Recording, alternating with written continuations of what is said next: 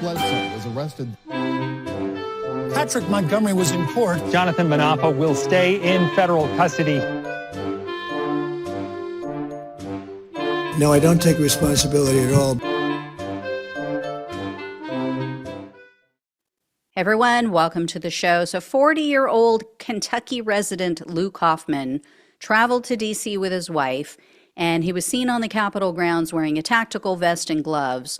He also took pepper spray and a knife with him, and they headed down to the Capitol after Donald Trump's speech. So once they hit the Capitol grounds, Hoffman maneuvered to the front of the police line, and when officers tried to reposition a barricade between them and the mob, Hoffman lunged forward. He grabbed the barricade and he yanked it away from the police. About an hour later, Hoffman was seen approaching the police line, and he yelled, quote, "What's up? This is our house." So one officer was standing with his baton. He had it held at chest height and kind of in a defensive posture. So Hoffman grabbed the baton with both hands and he tried to wrestle it away from this officer. The whole time he's screaming in this officer's face. So the officer fought with him. Ultimately, he gained control of the baton, meaning the officer did, but the police line collapsed at that point and they were forced to retreat. So a few minutes later, some of the officers were backed into a corner by the mob, and one officer deployed pepper spray to get these people to back off. So Hoffman then stepped forward and he sprayed that officer with his own pepper spray. And then he moved back to the mob again, just disappeared into the crowd. So after that, Hoffman moved over to the Lower West Terrace Tunnel, and he was seen allowing another man to kneel on his shoulders while that man attacked the police with a wooden pole. So he was hitting police inside the tunnel with a wooden pole. Then he was seen, meaning Hoffman, was waving for the mob to advance toward the tunnel's entrance. And sometime after that, he finally left the Capitol grounds. So Hoffman was arrested on July 12th of 2023, and he was charged with 2 counts of civil disorder, 2 counts of assaulting officers, 1 with a deadly weapon, in entering or restricted building or grounds with a deadly or dangerous weapon, 2 counts of disorderly conduct, 1 of which had that deadly weapon add-on, 2 counts of physical violence, 1 of which also included the deadly weapon enhancement, and impeding passage on Capitol grounds. In April of 2024, Hoffman pleaded guilty to 2 counts of assaulting officers, but they allowed him to do that without the deadly weapon enhancement. So he faced up a combined 16 years in prison, 6 years of probation, and $500,000 in fines. The prosecutor, though, requested only 51 months in prison, 3 years of probation, and $2,000 in restitution. And Hoffman has a bit of a criminal history. The government said he had a bunch of juvenile arrests and convictions that occurred 2000 or earlier. But in 2005, as an adult, he was convicted of second-degree forgery. He received 6 months probation, and that was part of a 2-year diversion program. Then in 2010, Hoffman was convicted of leaving the scene of an accident.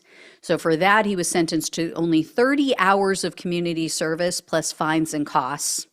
And then in 2011, he got popped for driving with a suspended license and possession of weed. So Hoffman was ordered to take a driver's education class, and he had to pay $100. That's it. I don't get why this guy keeps committing crimes. Anyway, at the sentencing hearing, Hoffman's attorney was begging for leniency. She told the judge that Hoffman is the sole provider for his family, and he's the father of 8 children. So she said, oh, prison's going to be a major burden on the family. You can't do this, blah, blah, blah. I have a couple thoughts, as you would imagine. I mean, as always, maybe this guy should have thought about and cared about his large family more than Donald Trump. Maybe if he had done that, he wouldn't be in this mess.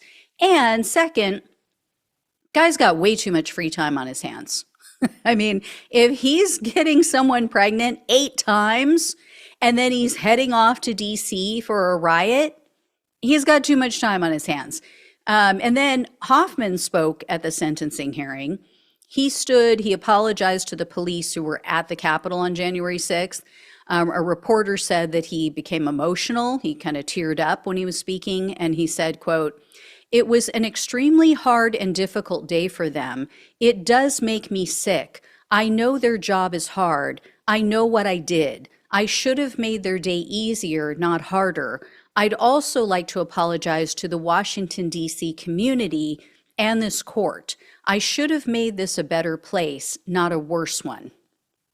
So U.S. District Judge Randolph Moss presided over Hoffman's case, and he took a brief recess, and then he came back and he said, quote, "The events of January 6th were hurtful on many levels.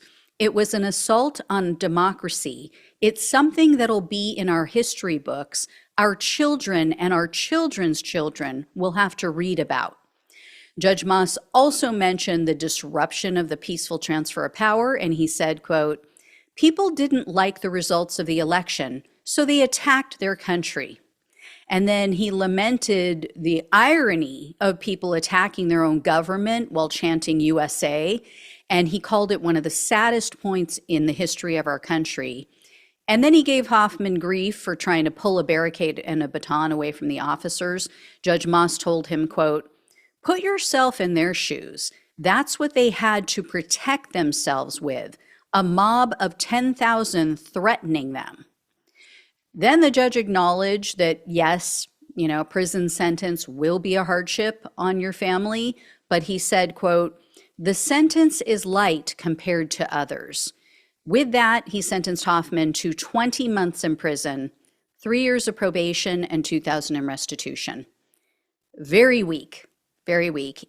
Did he apologize? Did he show remorse? Yes, but only after he got busted, right? As for his family, I feel bad for the kids.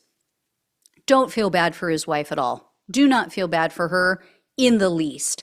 Because instead of staying home with her children, or instead of talking him out of going, she took off too. She went with him to the Capitol, and she posted a photo of him at the Capitol on social media, and she was saying how proud she was for what he did that day. So, zero sympathy for her. These people chose Trump over their children. It is that simple. How'd that work out for you? As I always say, was it worth it? So almost 2 years, these kids are going to be without their dad. She's going to be without her husband for a man who wouldn't piss on you if you were on fire. And that is a fact. Would never, ever invite you into his home. Would never, ever consider you to be a friend. It does not care. So anyway, I will let you know if I hear any more, but yeah, at least this guy will not be around for the next election, and I wish his children well. So with parents like that, they're going to need it. All right, thank you all so much for watching and listening. Please like, please share, and subscribe to the channel if you have not. Please donate if you possibly can. Love you all. Take care. Talk with you soon.